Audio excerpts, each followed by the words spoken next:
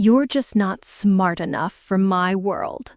Those were the words my fiancé, a literature professor, used when he dumped me at our own engagement party. Heartbroken, I fled to my late uncle's dusty, abandoned bookstore to hide. A year later, my ex walked through that same door for a book signing, desperate to finally meet the mysterious new best-selling author everyone was talking about. He froze when he saw the person sitting at the author's table. Before we get into this unbelievable moment, I have one quick question for you. What city are you watching this from? Let me know in the comments. It's always amazing to see our community. Okay, let's get back to that horrible party. The engagement party was Alistair's masterpiece of intellectual snobbery. It was held in the oak-paneled faculty club at the university where he taught, a room that smelled of old books, leather, and self-satisfaction. It was not a celebration of us. It was a celebration of him.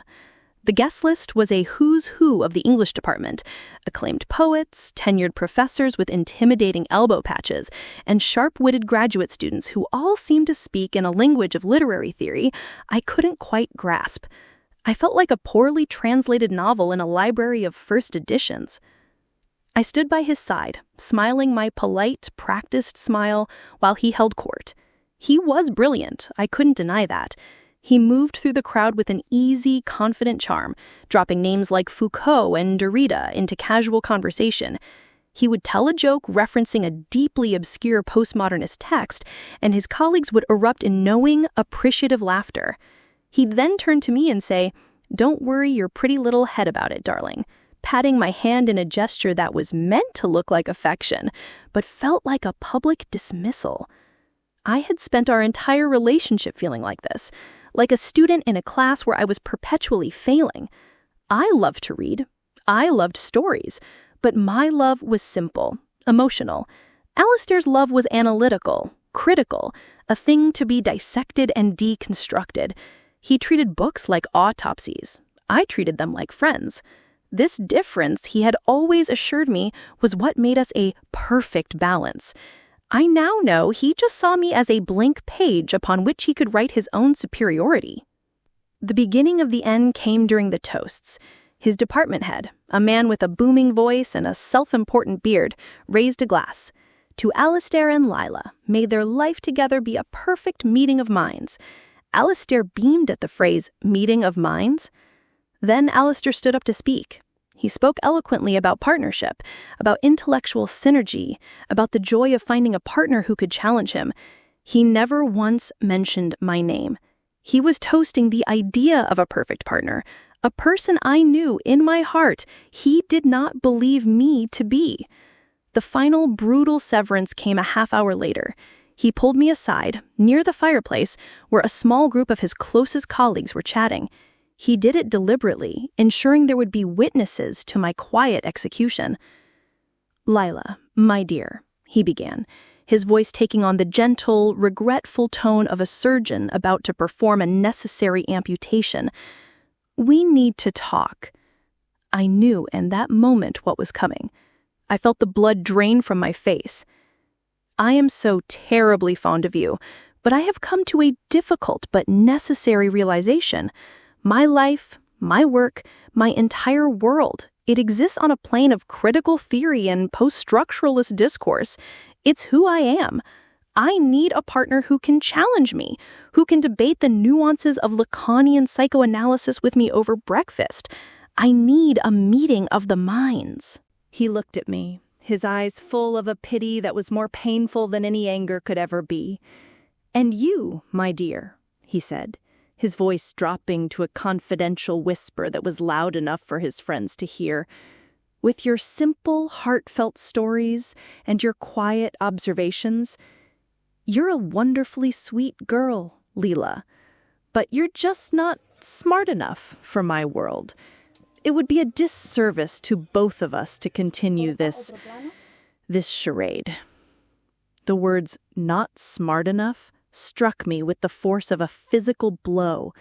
It was the confirmation of my deepest, most secret insecurity, an insecurity he had so carefully cultivated over the years.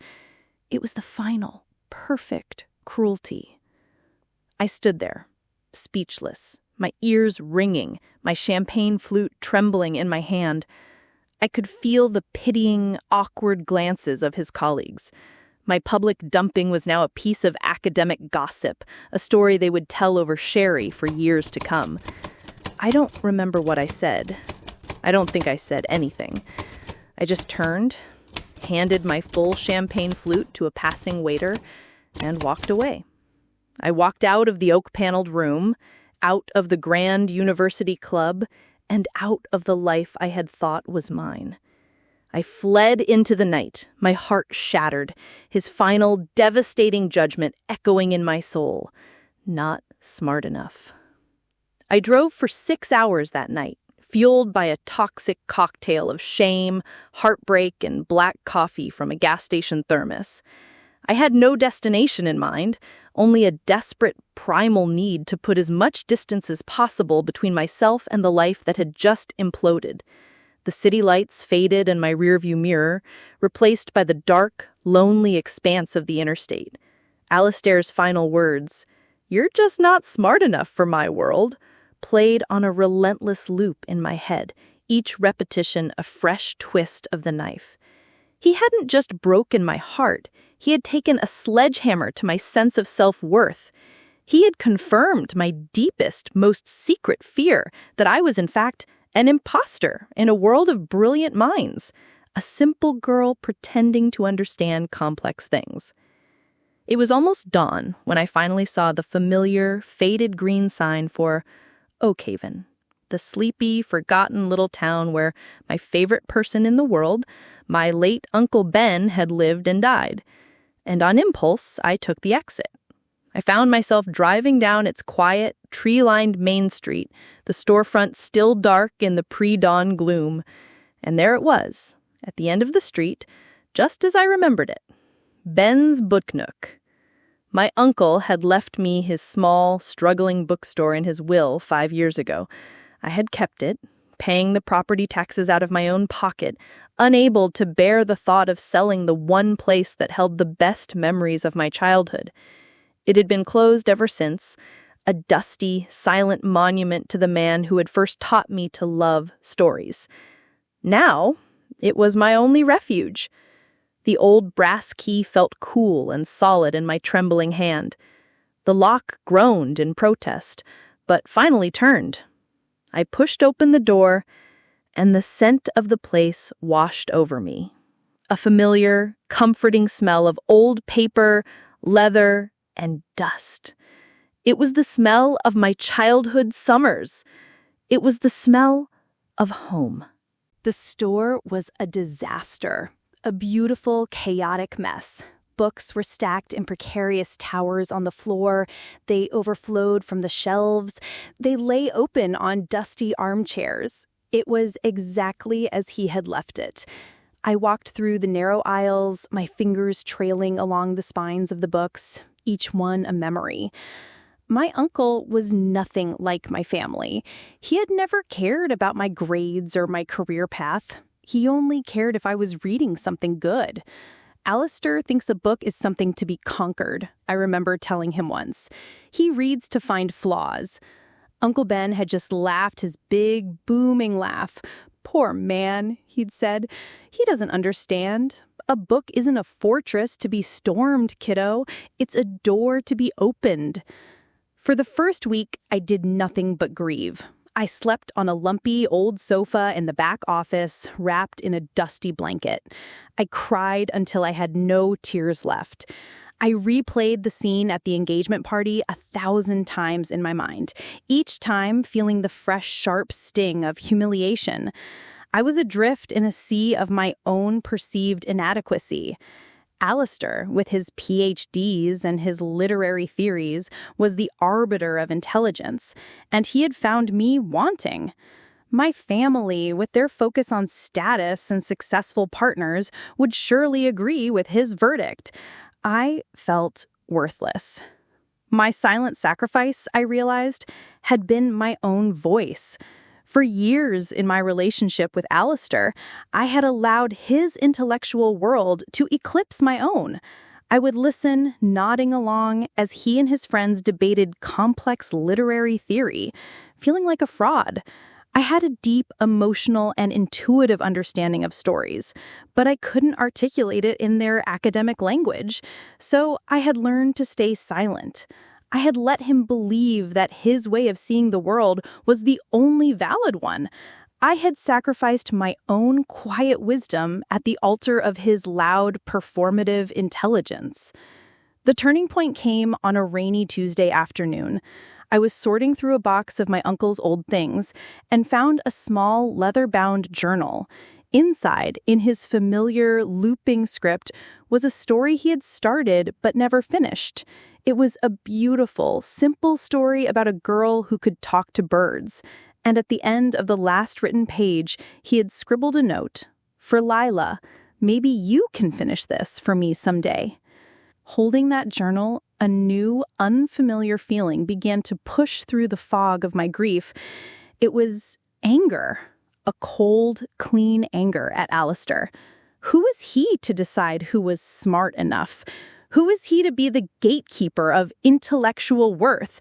He could deconstruct a novel, yes, but could he create one? Could he build a world from scratch? Could he make a reader feel something real? A fire I thought had been extinguished long ago was rekindled in my soul. I went to the front of the store and flipped the sign on the door from closed to permanently closed. I unplugged the phone. I locked the door. And then I sat down at my uncle's old, dusty roll-top desk, opened my laptop, and began to write. I didn't write for an audience. I didn't write for a publisher. I wrote for myself. I wrote to heal. I poured all of my heartbreak, all of my humiliation, all of my rage onto the blank page. I created a world, a sprawling, intricate world inspired by the historical maps and forgotten folklore I loved. I created a heroine who was quiet and underestimated, but who possessed a secret, powerful wisdom. I wrote with a ferocity and a passion I had never felt before. The days turned into weeks, the weeks into months. I lived like a hermit, a ghost in a house of books. I lived on coffee and canned soup and the sheer exhilarating joy of creation. I wrote late into the night, the only sound the frantic clicking of my keyboard and the rain drumming against the old shop windows. I wasn't just writing a story. I was rewriting my own. I was taking the pain Alistair had inflicted upon me, and I was transforming it, transmuting it into art. He had told me I wasn't smart enough for his world. Fine. I would build a world of my own. A world so vast and so beautiful that his would look like a tiny, insignificant footnote in comparison. For 6 solid months, the world outside the dusty front window of Ben's book nook ceased to exist for me. My life became a monastic, almost feral existence, dictated not by the rising and setting of the sun, but by the relentless rhythm of the words pouring out of me. I wrote with a feverish, all-consuming urgency, as if the story was a poison I had to sweat out of my system before it killed me.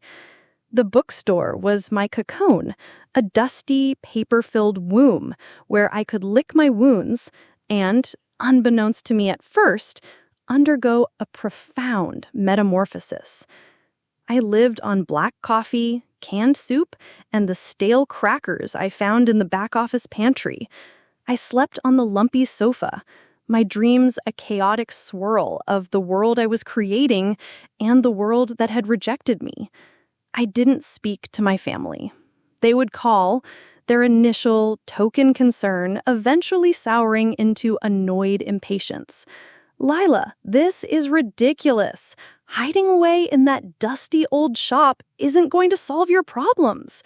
Alistair has moved on. You need to as well. I would delete the messages without listening to the end. They thought I was hiding. And I was. But I was also building. The manuscript grew into a behemoth, a sprawling, epic fantasy that was as intricate and complex as the pain in my own heart. I named it The Ink-Stained Map. It was the story of a quiet mapmaker in a world of loud, warring kingdoms, a woman whose secret knowledge of the land's hidden pathways gave her a power no one could see. It was my story, refracted through a lens of magic and myth. Every condescending remark Alistair had ever made became a line of dialogue for an arrogant king. Every pitying glance from my family became the motivation for a villainous queen. And every ounce of my own quiet, underestimated strength I poured into my heroine. When I finally typed the last 2 words, the end, I felt not a sense of triumph, but of utter, hollowed-out emptiness. The story that had been my constant companion, my reason for getting up in the morning, was over. I had written nearly 1,000 pages, and now I had no idea what to do with them. I had written the book for myself as a form of therapy, an act of survival. The idea of anyone else, especially the real world that had so thoroughly rejected me, reading it, was terrifying. The manuscript sat on my laptop for weeks, a secret I kept even from myself. I turned my attention to the bookstore, the physical manifestation of my uncle's legacy. I began the slow, therapeutic work of cleaning, of sorting, of bringing order to the chaos. It was during that process that I found it. Another journal from my Uncle Ben, tucked away on a high shelf. This one contained his own attempts at writing, short stories and poems, most of them unfinished. On the last page, he had written a note to himself. A story isn't a story until it's read. Otherwise, it's just a secret. His words felt like a direct command, a gentle push from beyond the grave. That night, with a heart full of a new, terrifying resolve, I returned to my laptop. I knew that the big publishing houses, the ones Alistair and his colleagues revered, would never look at an unsolicited manuscript from an unknown author. So I began to research small, independent presses, the kind of publishers known for taking risks on strange, literary, and ambitious books. I found a handful that seemed right. Their catalogs filled with the kind of complex, beautiful stories my uncle would have loved. Then came the most crucial decision. I would not, could not send it out under my own name. My family would find out. And Alistair? The thought of Alistair reading it, of him knowing I had written it, filled me with a sense of dread. He would dissect it, critique it, and use it as further proof of my simple mind. The work had to be judged on its own merits. It needed a shield. And so, L.M. Vance was born, a name that felt strong, mysterious, and completely detached from the quiet, heartbroken woman I had been. I drafted a simple query letter, attached the massive manuscript file, and with a final, shaky breath, I hit send. Then I tried my best to forget about it. 6 months later, an email arrived. It was from a small but highly respected press in New York, Peregrine Books. The editor, a woman named Miss Albright, said she had read my manuscript in a single, feverish weekend, and that it was, in her words, a once-in-a-decade discovery. She wanted to publish it. The success of The Ink-Stained Map was a slow, beautiful, and utterly bewildering burn. The initial reviews from indie book bloggers were rapturous. They praised its intricate world-building, its complex characters, and the beautiful, lyrical quality of the prose. The mysterious identity of the reclusive L.M. Vance only added to the mystique. The book became a word-of-mouth sensation, a cult classic that slowly, then suddenly, began to climb every bestseller list in the country. The royalty checks started to arrive. At first, they were small and exciting. Then they became larger. And then they became staggering, life-altering sums of money. The failure, the woman who wasn't smart enough, was now secretly a millionaire. I poured the money not into a new car or a fancy apartment, but back into my uncle's legacy. I hired a team of local artisans and craftspeople to restore Ben's book nook. We didn't gut it, we healed it. They carefully sanded and refinished the original oak shelves. They restored the beautiful, worn hardwood floors. I filled the space with comfortable leather armchairs and warm, gentle lighting. I curated the collection with a loving, expert hand, turning the dusty, forgotten shop into a breathtakingly beautiful literary sanctuary. The bookstore, now simply named The Nook, became a destination, a pilgrimage site for fans of the ink-stained map. My publicist, the one I had to hire to manage the flood of media requests for the mythical L.M. Vance, had an idea. "You've never made a public appearance," she said to me over the phone one day. "The demand is astronomical. What if we did one event, just one, a book signing? It would be a global news story, and we could host it at the one place on Earth you feel safe." A year ago, the thought would have sent me into a full-blown panic attack. But as I looked around my beautiful, thriving bookstore, at the legacy I had rebuilt for my uncle, and the new life I had written for myself, I felt no fear. The quiet, heartbroken librarian was gone. L.M. Vance was here to stay. "Yes," I said to my publicist, a slow, confident smile spreading across my face. "I think that's a wonderful idea. Let's do it." The announcement of L.M. Vance's first and only public appearance sent a shockwave through the literary world. It became an immediate international news story. "Reclusive genius to reveal herself," one headline read. "The enigma of Vance, a public debut," read another. The event, to be held at a small independent bookstore of personal significance to the author, sold out its limited tickets in under 5 minutes. My quiet, sleepy little town of Oakhaven was suddenly the epicenter of a global cultural event. The phone call from my mother, when it came, was practically vibrating with an excitement she usually reserved for my sister's accomplishments. "Lila, darling, you will not believe this," she had chirped. "That famous author you like, L.M. Vance, is doing a book signing, and it's in Oakhaven. Can you imagine the coincidence? At some little shop called The Nook. Olivia and Gregory are huge fans. Gregory has written 2 essays on her work already, for a literary journal. They are insisting we all drive up for it. Isn't that marvelous? A real cultural event for our family." I had to sit down. The universe, it seemed, had a flair for dramatic irony. "Yes, Mom," I had said, my voice a quiet marvel of self-control. "That sounds marvelous." The day of the event, my bookstore was transformed. It was packed to the rafters, a buzzing, electric sea of anticipation. News vans from national networks were parked on the quiet main street.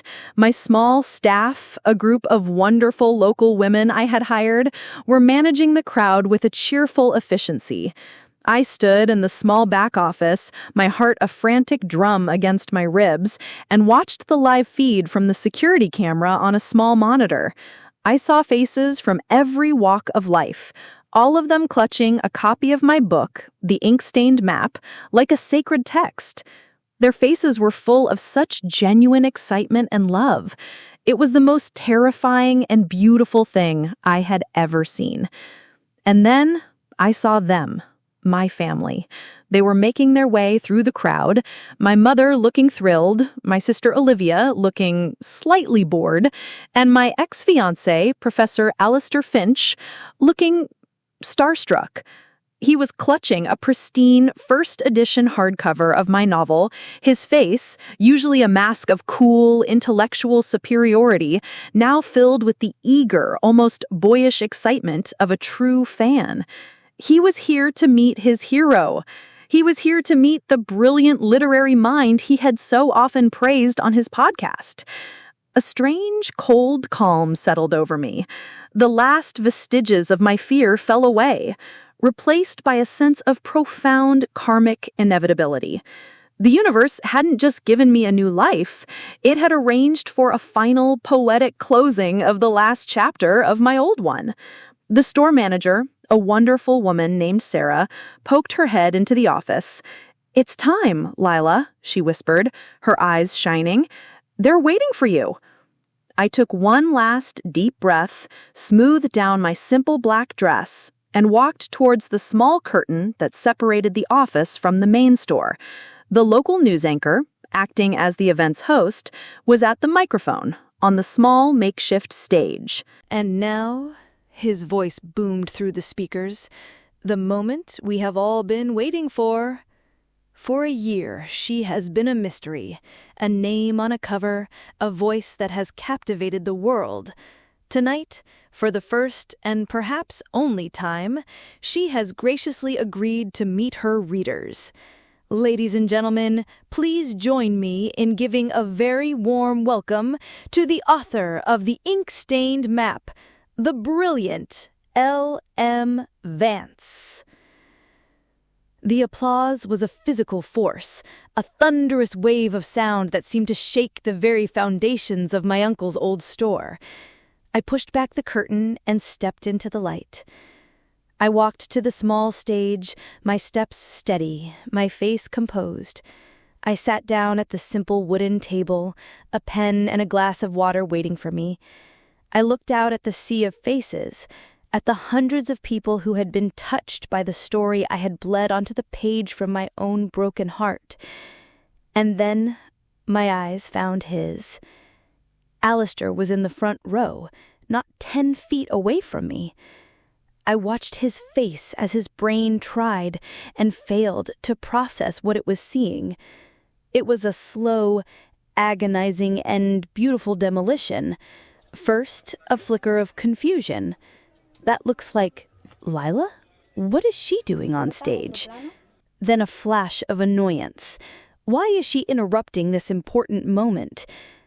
Then, as the host repeated my pseudonym and gestured towards me, the dawning, sickening, and absolute horror of comprehension. His mouth fell slightly open. The confident, intellectual posture he had cultivated his entire life seemed to collapse inward. The man of words, the professor of literature, was rendered utterly, completely, and publicly speechless. His copy of my book, the book he so admired, slipped from his nerveless fingers and fell to the floor with a soft, pathetic thud. My sister Olivia, standing beside him, was just as confused. "Alistair, what is it?" she hissed, tugging on his sleeve. "What's wrong with you?" He couldn't answer. He just stared at me, his face a ghastly shade of white. He was seeing a ghost.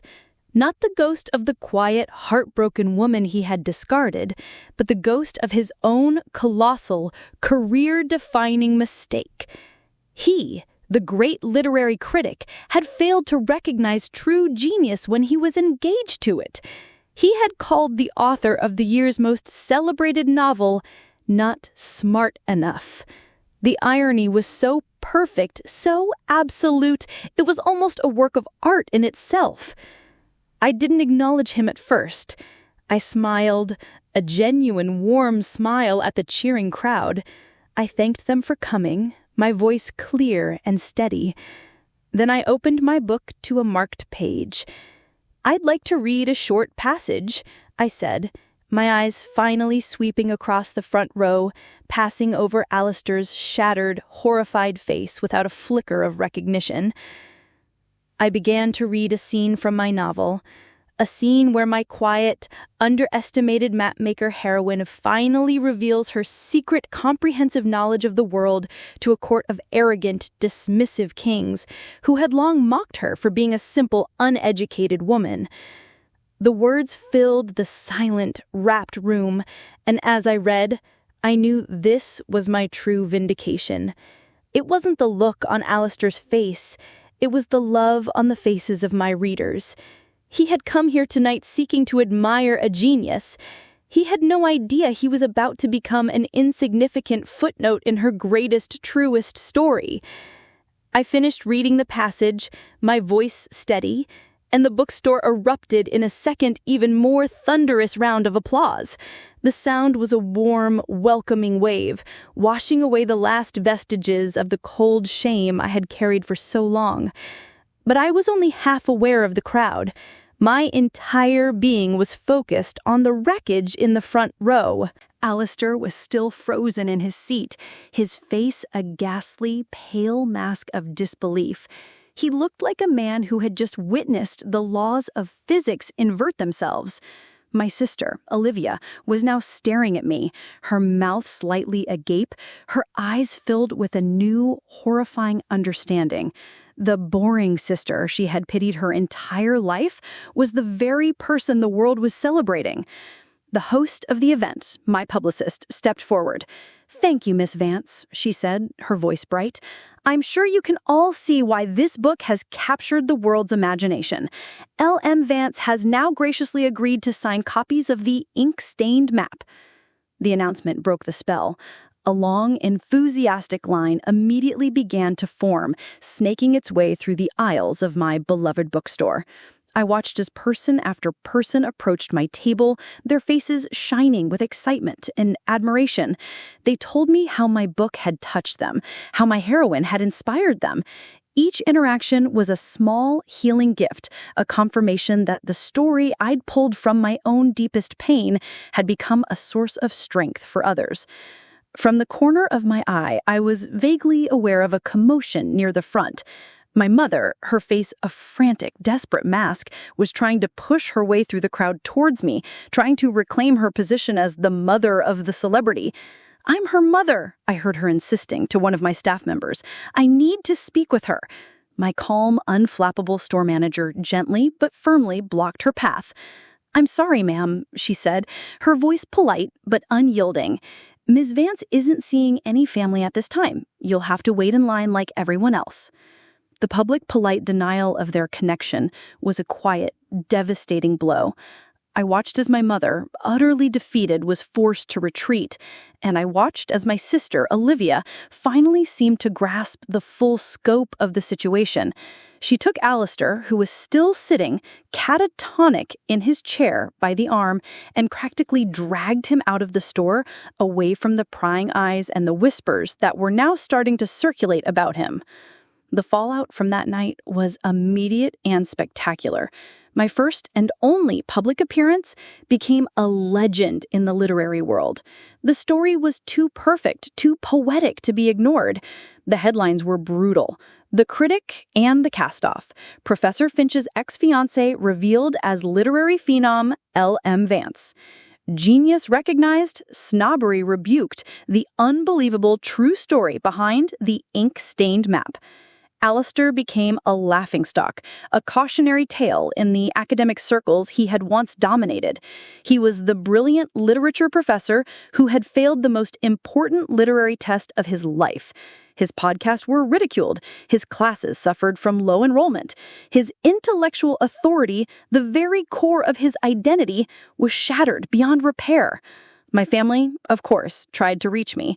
The voicemails they left were a pathetic mixture of feigned pride and desperate pleading. "Lila, honey, it's Mom," one of them began. "We had no idea. Why didn't you tell us? We are so proud of you. We could have been there for you. We need to talk." I deleted every message. Their pride was not for me. It was for L.M. Vance. They didn't want to reconnect with their daughter. They wanted a ticket to my newfound fame. The door to that part of my life was now, and forever, closed. It's been a year since that night. The Nook is now one of the most famous independent bookstores in the country, a landmark for book lovers. I am no longer a recluse. I have embraced my identity, my success, my voice. The sequel to my novel is due out next spring. I am, by every measure, happy. My vindication, I have come to realize, was not the moment I saw the look of horror on Alistair's face. It wasn't the glowing reviews or the royalty checks. It came last week, right here in my store. A young woman, no older than 20, had approached me, clutching a dog-eared copy of my book. She was a nervous, aspiring writer, and she asked me for advice. "How do you do it?" she had asked, her voice trembling with awe. "How do you write something so brave?"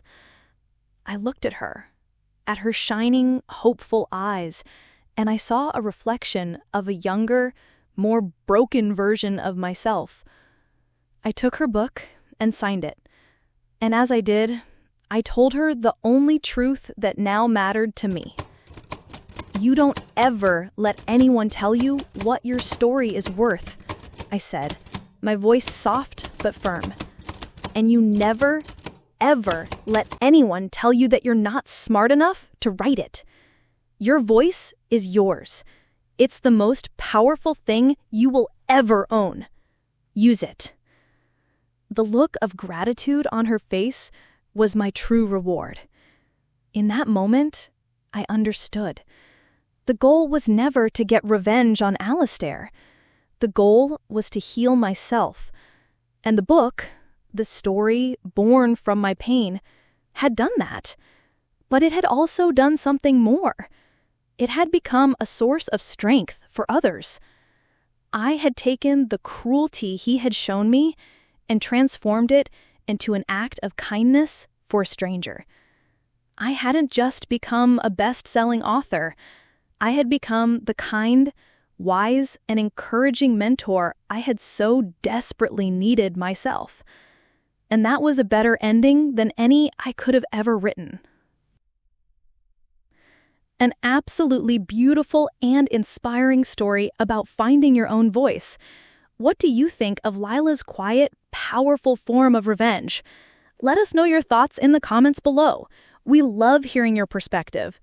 If you were inspired by this incredible story, please show your support by hitting that like button and be sure to subscribe for more powerful daily stories of vindication and karma. Don't forget to click the notification bell so you never miss an upload. Thanks for watching, and we'll see you in the next one.